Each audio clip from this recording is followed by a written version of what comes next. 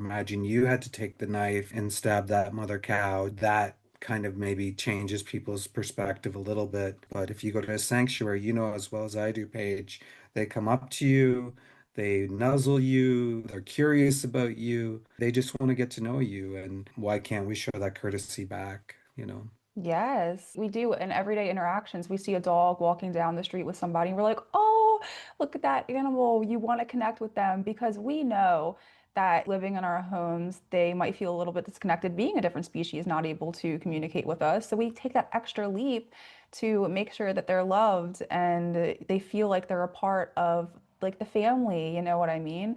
But as soon as an animal is on your plate, it's like they're not even in your head. We need to get that in their heads that it's the same. You know, they deserve the same respect and connection with us. They deserve to live life just like we do and enjoy their life. Why would you want someone to suffer knowing that you're putting them through that suffering when you don't have to? You could connect with them instead, like you naturally do with other animals.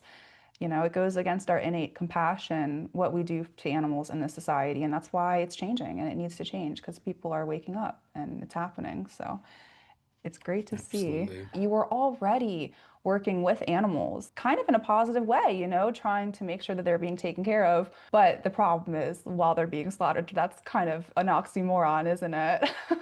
It is, yeah. So you noticed that. Absolutely. I think there's nothing more noble than to stand up for individuals that can't defend themselves. They have needs and desires and wants. How noble is it for us to stand outside our comfort zone and to be able to do that, especially given what they go through? We have this inherent speciesism, and you mentioned it earlier, this view of others. And I do believe it starts from a young age. All the isms, I think, are really related to how we view animals. We learn from such a young age that we're taking these vulnerable beings and doing what we do to them. In a sense, we're taught to commodify individuals. I believe the cognitive dissonance starts then. And the first day I walked into the slaughterhouse, I mean, I saw the violence and the suffering that they went through. And I can't imagine ever not doing what I'm doing, speaking up about it, considering like if somebody were to see the things that I saw, if they were